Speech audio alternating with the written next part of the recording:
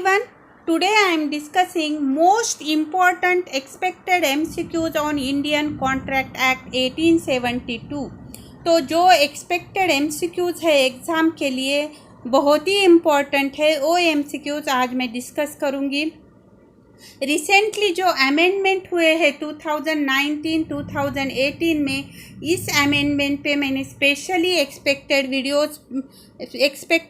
MCQs पे video बनाए हैं। आप वो डिस्क्रिप्शन में जाके उसकी लिंक देख सकते हैं, या उसकी पूरी MCQ सीरीज़ बनाई है मैंने, प्लेलिस्ट में भी जाके देख सकते हैं आप।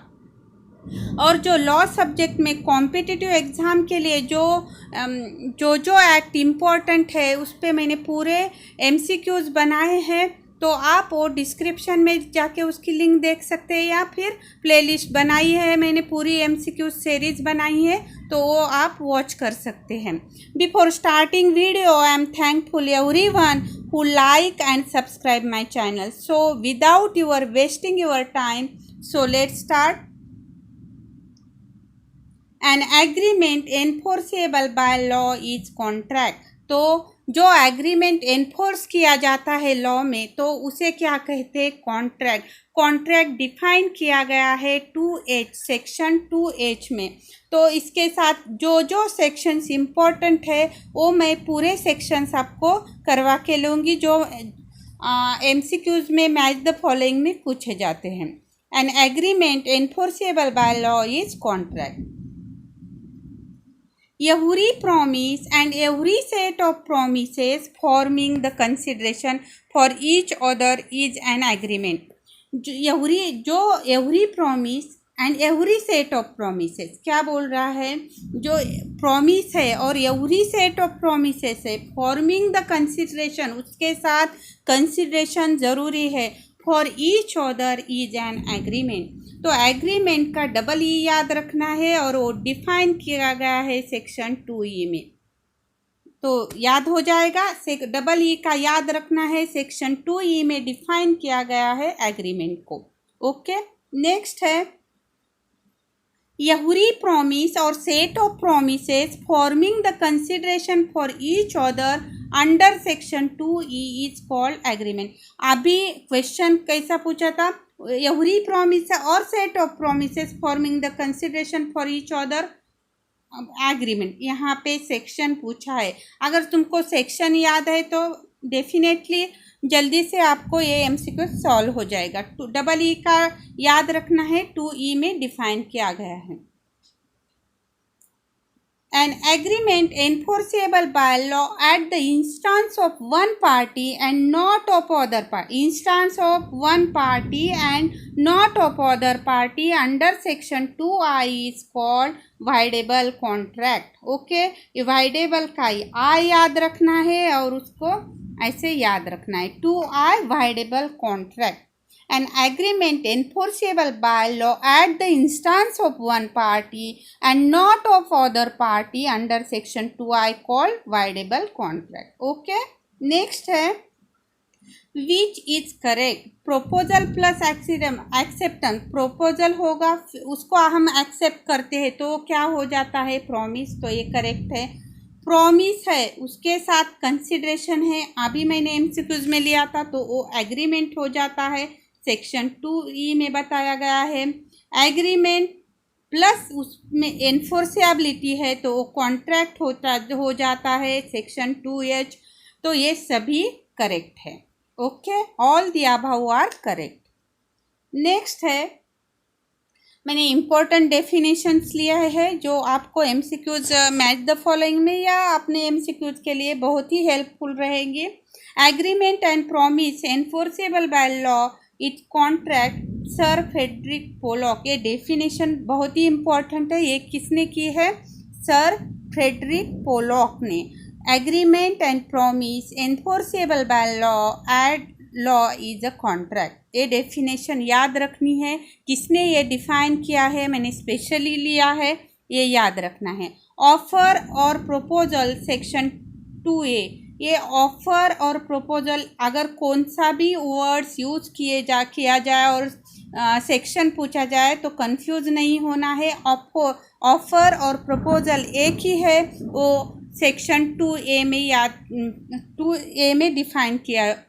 ऐसे याद रखो, प्रपोजल ऐसे याद रखो। ओके, ये acceptance to be, A B ऐसे याद रखिए। फर्स्ट वर्ड एक्सेप्टेंस है, उसका ए बी ऐसे याद। कंसिडरेशन, ये सी डी याद रखिए, फर्स्ट वर्ड सी और कंसिडरेशन सी। सेक्शन 2D में डिफाइन किया गया है। Agreement double E, 2E।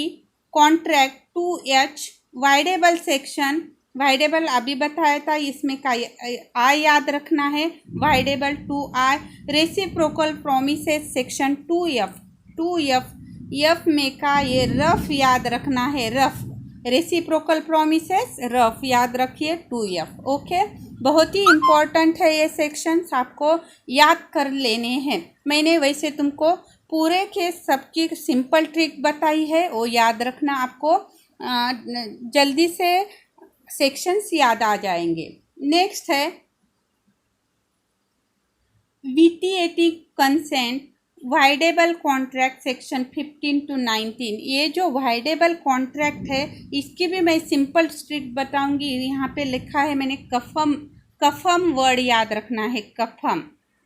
तो कफम में 15 है कोर्सियन, 16 है अनड्यू इन्फ्लुएंस, 17 है फ्रॉड, 18 है मिसप्रेजेंटेशन और 20 है mistake by both parties. Wide है और वन पार्टी से मिस्टेक हो जाए तो वैलिड है। तो coercion section 15, section 16 undue influence, section 17 fraud, section 18 misrepresentation, section 20 में दो कंडीशन से मिस्टेक बाय बोथ पार्टीज हो तो वो कॉन्ट्रैक्ट वाइड होता है, अगर वन पार्टी से मिस्टेक हो जाए तो वैलिड होता है। ये आपको याद रखना है। तो कफम भी वर्ड याद रखिए, और ये वाइड कॉन्ट्रैक्ट होगा। अगर सेक्शन से पूछा जाए कौन सा भी आपको, तो ये 15 से 22 तक वाइड कॉन्ट्रैक्ट है, सॉरी वाइडेबल कॉन्ट्रैक्ट्स है, sorry. Void agreement section 20 to 30, agreement to do and impossible act section 56 void. अगर कौन से भी सेक्शन में अगर सेक्शन दे के पूछा जाता है 23 to 30 और impossible, agreement to do and impossible act section 56, ये पूरे वाइड एग्रीमेंट हो जाएंगे। मैं स्पेशली इसलिए ले रही हूँ, आगे कौन सा भी आपको एमसीक्यूज पूछा जाए तो ये डेफिनेटली याद रखना है कि 22 to 30 और 56 ये जो है पूरे वाइड एग्रीमेंट्स है। Okay, under section 2C promisor the person who accept the proposal. Promisor हम किसको कहेंगे? Promisor under section 2C promisor the person who accept the proposal, जो प्रपोजल एक्सेप्ट करता है उसे प्रोमिसर कहा जाता है। तो प्रोमिसर कहाँ पे? सेक्शन 2C में डिफाइन किया गया है। Goods displayed in a shop with price tag, अगर गुड डिस्प्ले किए जाते हैं शॉप में विथ प्राइस टैग तो उसे हम कहते हैं invitation to offer. Goods displayed in a shop with a price tag is a invitation to offer. Tender is an invitation to offer. Tender क्या है? एन इनविटेशन टू ऑफर है। Next, communication of proposal is complete. कब complete होता है? Communication of proposal is complete when it comes to the knowledge of the person to whom it is made. जिसे हम communication of proposal कब complete हो जाएगा? When it is comes to the knowledge of the person to whom it is made. हमने जिसको propose किया है अगर उसके नॉलेज में वो आ जाता है, comes to the knowledge of the person, तो वो क्या हो जाता है? Communication of proposal is complete. Revocation of offer by letter to telegram can be completed. कब कंप्लीट होगा? अगर हम कोई ऑफर रिवोकेशन कैंसिल करते हैं कोई कॉन्ट्रैक्ट ऑफर बाय लेटर और टेलीग्राम कैन बी कंप्लीट कब हो जाएगा, when it is received by the offeree, जब उसे ऑफरी को जब वो रिसीव हो जाएगा तो वो क्या हो जाएगा, can be revocation can be completed. Acceptance to be valid must both the absolute and unqualified. Acceptance to be valid, acceptance valid कब हो जाएगा, अगर वो absolute है and unqualified है तो। बहुत ही important MCQs है आपके लिए ये एग्जाम के point of view. A contract with और माइनर इज वाइड कॉन्ट्रैक्ट, अगर माइनर के साथ कोई भी कॉन्ट्रैक्ट होता है वो वाइड अब इनिशियो होता है या वाइड कॉन्ट्रैक्ट होता है। अ कॉन्ट्रैक्ट विथ और by a minor is void contract, याद रखना है, ये बहुत बार पूछा जाता है। A proposal can be accepted, proposal कब एक्सेप्टेड समझा जाएगा, by notice of the acceptance, by performance of the condition of proposal, by acceptance of consideration for a reciprocal promise, all the above। तो ये all the above, जब by notice हो जाए acceptance, by notice of acceptance, by performance of condition of proposal, by acceptance of consideration for a reciprocal promise, तो ये all the above conditions। Enforceable agreement are the one made by free, agreement कौन से enforceable by law होते हैं, जिसमें made by free consent होनी चाहिए, parties to the contract are competent parties होनी चाहिए, साउंड माइंड होना चाहिए, मेजर एज होना चाहिए to enter into an agreement, having lawful consideration and lawful object, object भी उसका लॉफुल होना चाहिए और कंसिडरेशन भी लॉफुल होना चाहिए। तो ऑल अबव कंडीशंस में तो वो एग्रीमेंट एनफोर्सेबल बाय लॉ हो जाएगा। Okay, competency to contract relates to both age and soundness of mind। competency of contract, कौन कौन से कॉम्पिटेंट पर्सन होते हैं, तो साउंडनेस होना चाहिए वो माइंड, और एज मेजर एज होना चाहिए। when the consent to contract is caused by coercion, the contract under section 15 is viable। बताया मैंने 15 to 19, याद है, कफम याद रखना है, कफम, ये सब क्या है 20 तक वाइडेबल कॉन्ट्रैक्ट है। Coercion, undue influence, fraud, misrepresentation और मिस्टेक, याद है। ओके, तो 15 वाइडेबल कॉन्ट्रैक्ट। नेक्स्ट है when the consent is caused by misrepresentation, the contract under section 19 is, बताया है मैंने 15 to 19, कफम वर्ड याद रखना है, ये क्या है, वाइडेबल कॉन्ट्रैक्ट है। नेक्स्ट है where both the parties are under mistake as to matter of fact, तो contract under section 20, बताया है मैंने, अगर बोथ पार्टीज कॉन्ट्रैक्ट में मिस्टेक है तो वो वाइड कॉन्ट्रैक्ट होता है, और वन पार्टी अगर मिस्टेक में है तो कॉन्ट्रैक्ट वैलिड होता है। Where one party under the mistake as to matter of fact, the contract is valid. If only part of consideration or object is unlawful, contract under section 24 is void। Section 23 to 30 मैंने बताया है ना, और 56, ये पूरे section जो है ये वाइड कॉन्ट्रैक्ट में आते हैं। अगर ये आपको याद हो जाए तो आपको क्वेश्चन इजी जाएंगे। If only part of the consideration of unlawful बोल रहा है, contract unlawful, the contract under section 24 shall be void।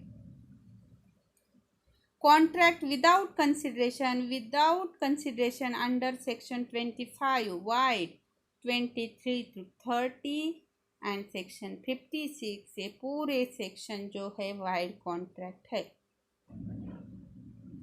Parties are not competent to contract if any of them is minor, insane, declare unqualified. All the above are the incompetent persons. That means not competent to contract. Okay, parties are not competent to contract. Minor competent नहीं है, इंसानी नहीं है, declare unqualified by court. Consent is free under section 14 not caused by free consent हम किसे कहेंगे अगर वो नहीं है coercion and undue influence, fraud and misrepresentation, mistake subject to provisions of section 20, 21 and 20. All the above consideration. Coercion and undue influence, fraud and misrepresentation, mistake subject to the provisions of section 20, 21 and 22. ये all the above condition में consent is not free consent. An agreement is an restraint of trade under section 23. और एक बार repeat करती हूँ 23 to 30 and section 56 all are void contract. बहुत बार बता रही हूँ, इसलिए बता रही हूँ कि आपके मार्क्स नहीं जाने चाहिए. If only a part of the consideration or object is unlawful, the contract under section 24 shall be void as whole. Section 20 to 30 and section 56 all are void contracts. What is correct for a standard form of contract? It is a valid. Standard form of contract है तो क्या होगा? It is a valid contract होगा वो. A person is deemed to be in position to dominate the will of another by undue influence if the mental capacity is affected temporarily or permanently by reason of age, reason of illness, mental or bodily distress, all the above. ये all the above conditions में a person is deemed to be in position to dominate the will of another by undue influence if the mental capacity is affected temporarily or permanently by reason of age, reason of illness, mental or bodily distress. All the above options, A options correct है. An agreement to remain unmarried, अगर agreement कोई करता है कि मैं शादी ही नहीं करूँगा, agreement to remain unmarried is void. The term consensus ad admin means meeting of minds upon the same thing in same sense. बहुत ही important maxim है, याद रखिए ये. The term consensus and edem means meeting of minds upon the same thing in the same sense. Contract without consideration made in writing and registered and made on account of natural love and affection is valid. ये याद रखना है.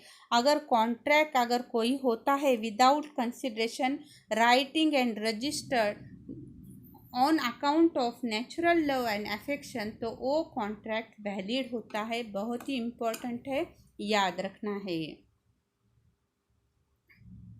A contract based on the happening or non-happening of a failure event under section 23 is called a contingent contract. A contract based on the happening or non-happening of a future event under section 23 is called a contingent contract. 31 contingent contract याद रखना है. A contingent contract becomes void when the event becomes impossible. Spelling mistake हुई है वहाँ यहाँ पे. A contingent contract becomes void when the event become, अगर event impossible है तो सेक्शन 56 में है ये, जो becomes when the event becomes impossible तो वो contract void हो जाएगा. two persons have the capacity to contract under section 11 if both are major, if both are not of unsound mind, means sound mind, if none is declared or qualified to contract. तो ये condition में capacity to contract under section 11 तो ये सभी हो जाएंगे. If the both parties are major होना चाहिए, बोथ पार्टीज आर साउंड होनी चाहिए, soundness. If none is to qualified by contract होना चाहिए, qualified by law. Okay.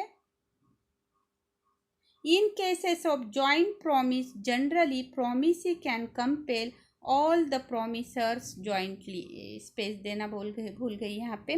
In cases of joint promise, generally the promisee can compel all promisors jointly. What is reasonable time for performance of contract? Contract के लिए what is reasonable time for performance of contract? इस क्या है, ये question of fact है, ये याद रखना है.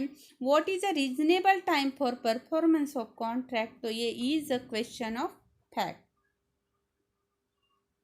In contract not specifying the time for performance, the promisor can perform the contract within reasonable time. जिस कॉन्ट्रैक्ट में टाइम लिमिट परफॉर्म की नहीं दी गई है उस कंडीशन में तो क्या है, with in a reasonable time. A contract in a contract not specifying the time for performance, the promisor can perform the contract with in reasonable time. Arrange the following concept in the order which they appear in contract, contractual dealing. Invitation ये याद रखना है, बहुत पहले offer दी जाएगी, first invitation to offer होगा, फिर offer होगा, फिर डैमेज होगा और फिर डैमेजेस. ये सीक्वेंस याद रखना है. फर्स्ट इन्विटेशन टू ऑफर, फिर ऑफर, फिर डैमेज और फिर damages. Okay. Arrange following concept sequence in order which they occur using codes given below. तो अभी पहले ऑफर होगी, फिर उसका एक्सेप्टेंस होगा, फिर डैमेज और फिर डैमेजेस. ओके. सिंपल है, अभी बताया था. ऑफर होगी, फिर एक्सेप्टेंस, फिर डैमेज और लास्ट में damages. A contract may be vitiated by fraud, mistake, frustration, undue influence. तो ये all the above. A contract may be vitiated by fraud, mistake, frustration, and undue influence. Which one of the following provisions of the Indian Contract Act deals with reciprocal promise to do things legal and also other things illegal? तो section reciprocal promise याद रखना है, section 57. Which one of the following provisions of the Indian Contract Act deals with reciprocal promise to do things legal and also other things illegal? section 57.